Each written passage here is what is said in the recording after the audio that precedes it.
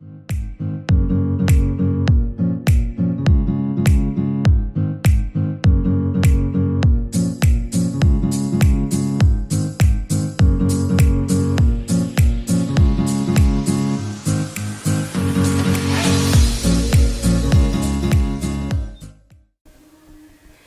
friends, today we are discussing about the topic listening. Listening is the ability to accurately receive and interpret messages in the communication process.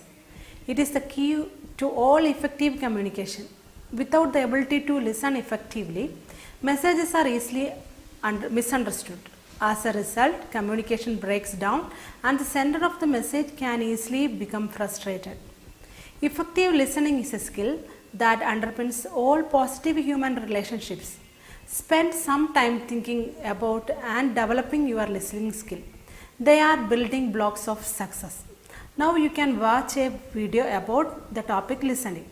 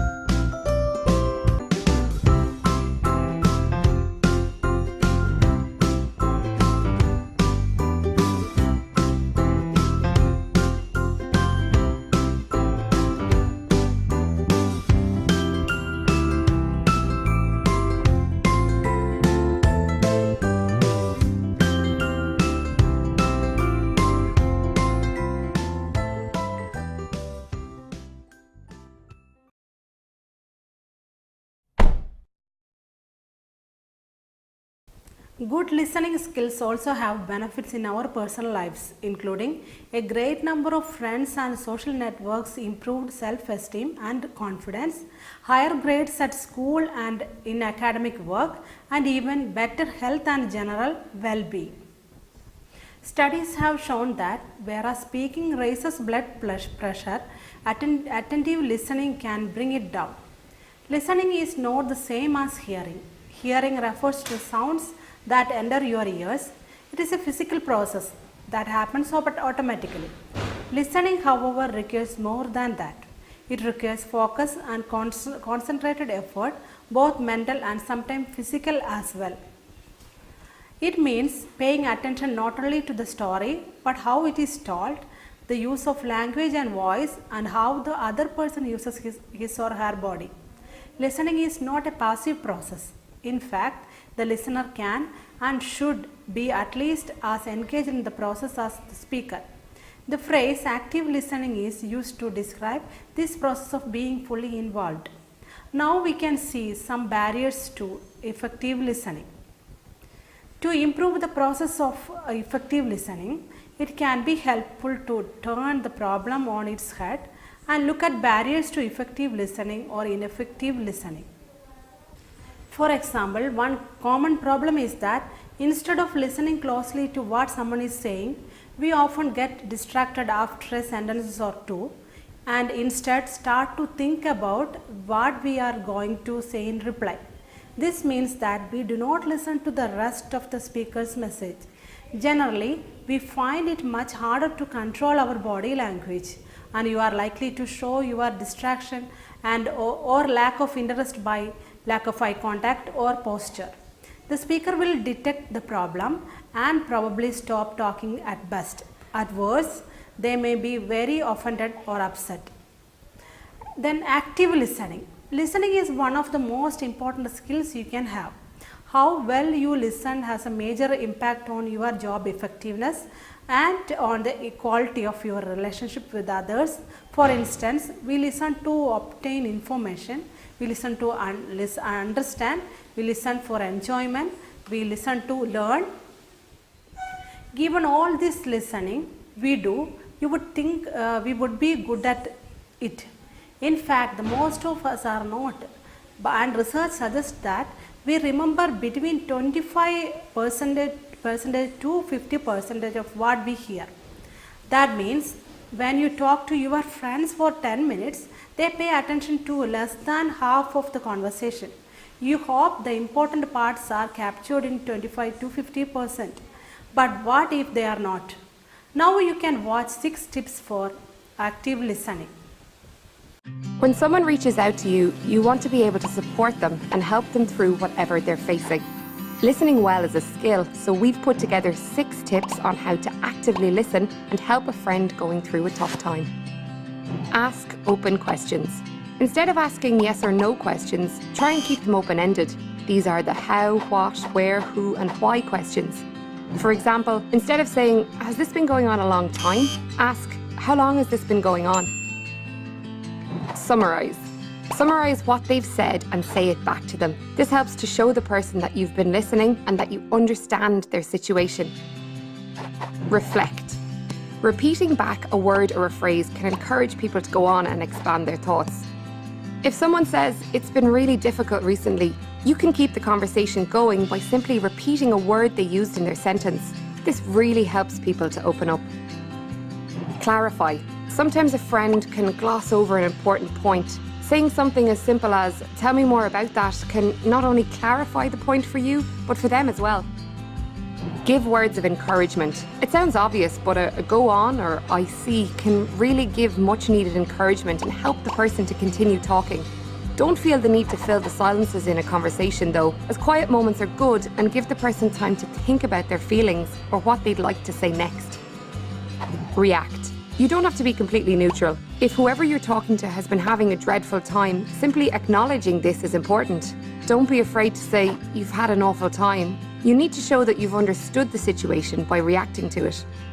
There are times when your friend or loved one may need to seek help urgently. If they are at risk of harming themselves or feel that they may act on suicidal thoughts they are experiencing, it's important that you help them seek medical attention as soon as possible. You can accompany them to any hospital or A&E department, or ring 999 or 112 for emergency services. You can read our fact sheet on suicide here to get more information.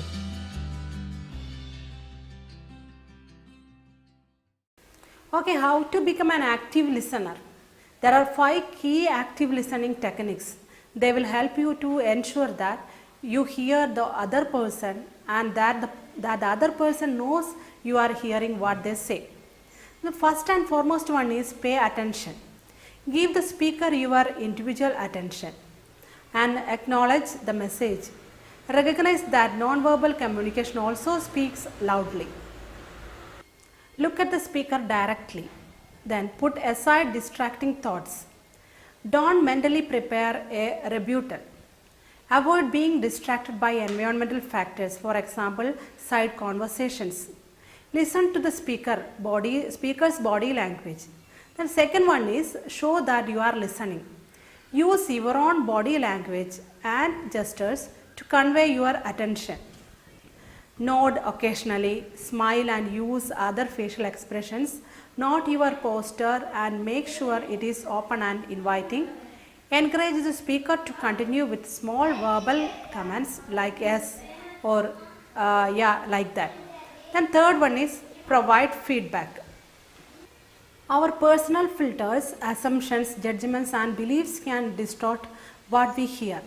As a listener, your role is to understand what is being said. This may require you to reflect what is being said and ask questions. Reflect what has been said by paraphrasing. What I am hearing is and sounds like you are saying are great ways to reflect feedback. Ask questions to clarify certain points. What do you mean? Or when you say, is this what you mean? Like that you can ask. Summarize the speaker's comments periodically. Then fourth one is defer judgment. Interrupting is a waste of time. It frustrates the speaker and limits full understanding of the message. Allow the speaker to finish each point before asking questions. Don't interrupt with counter arguments. Then fifth one is respond appropriately. Active listening is a model for respect and understanding. You are gaining information and perspective. You add nothing by attacking the speaker or otherwise putting him or her down. Be candid, open and honest in your response. Assert your opinions respectfully. Treat the other person in a way that you think he or she would want to be treated. Then when we conclude the topic, we realize that it takes a lot of concentration and determination to be an active listener. Old habits are hard to break, but if your listening skills are as bad as many people's are, then there is a lot of habit breaking to do. Be deliberate with your listening and remind yourself frequently that your goal is to truly hear what the other person is saying. Set aside all other thoughts and behaviors and concentrate on the message. Ask questions, reflect and paraphrase to ensure you understand the message. If you don't, then you will find that what someone says to you and what you hear can amazingly different. Start using active listening techniques today to become a better communicator, improve your workplace productivity and develop better relationship. Now you can watch a video. The 3 steps help to be an active listener. Hello, my name is Emma, and in today's video, I am going to teach you how to be a better listener. I'm going to teach you 3 steps which will really help you with your listening. So before I teach you how to be a better listener, I want you to think about what kind of listener are you, okay? So I have here a question. I want you to imagine this. You're talking to somebody, an English speaker, and you don't understand what they're saying. Okay, you have no idea. I don't understand what they're saying. What do you do? Okay, here are your choices.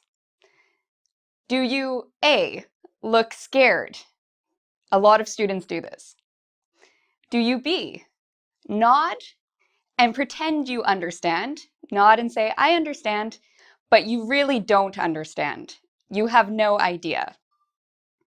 C, are you honest? Do you say, I'm sorry, I don't understand? Or D, do you say, I don't understand, and you ask the person to write down what they're saying? Okay, so which one do you do? Do you look scared? Do you nod and pretend you understand when you don't? Do you say, I don't understand? Or do you say, I don't understand, and ask them to write it down?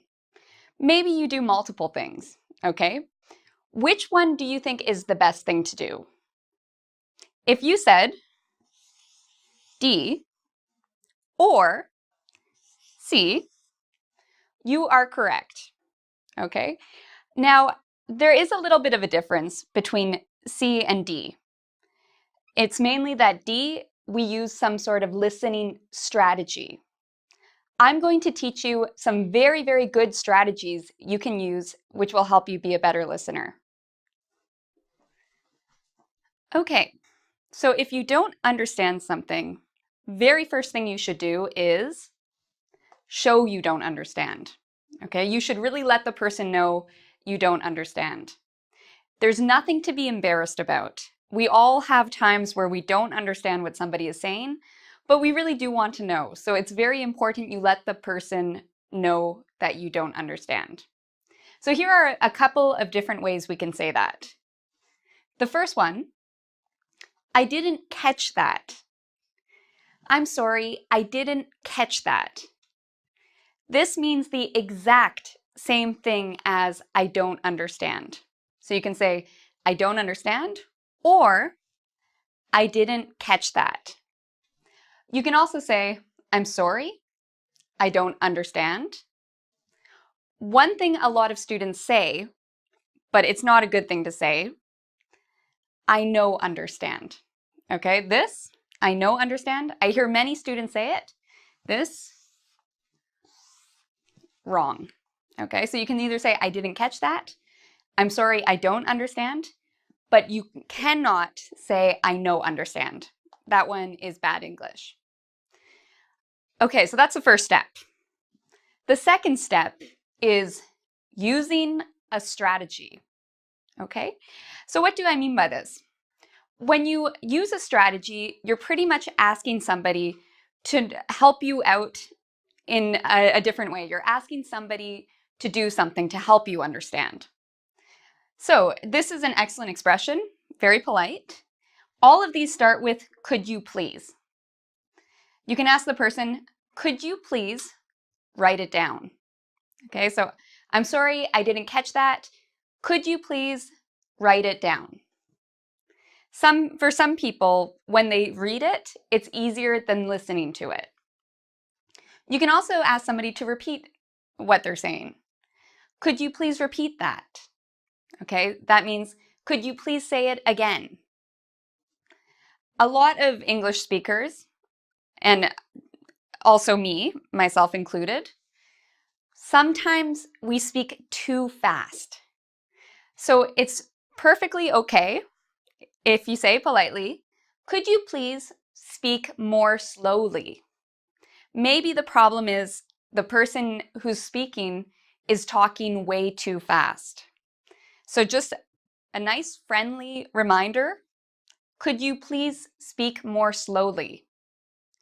And finally, the fourth strategy, could you please say it in a different way?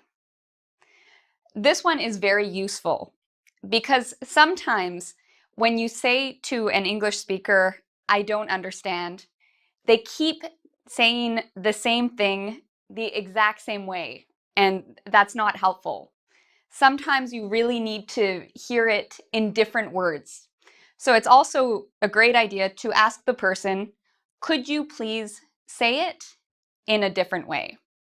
Okay, so these are the first two steps. First, show you don't understand. Second, use a strategy. Now let's look at the third step. Okay, so our third step is double check what the person is telling you. Check meaning. So this pretty much means that after you've told them you don't understand and you've asked them to use some sort of strategy, the third thing is you're going to make sure you really understood. So how are you going to do this? Well, one thing you can do is you can repeat back what the person said to you, okay? So for example, if somebody says something and you think you understand what they said, instead of just saying, yes, I understand, you can check by saying, so what you're saying is, and repeat what they said. So what you're saying is, dogs are better than cats. Okay, what you're saying is the color blue is fantastic. Okay, just some examples. Another way to do this. So what you mean is, okay, so these two things mean the same thing. So what you're saying is, so what you mean is, and finally, I think I get what you're saying. Get in English can also mean understand. So this sentence means, I think I understand what you're saying. I think I get what you're saying. What you're saying is, okay? So again, there are 3 steps to being a very good listener. The first one is saying and being honest that you don't understand. The second step is using a strategy. For example, could you write it down, please? Could you please repeat it? Okay. And the final step is checking to make sure you really understood.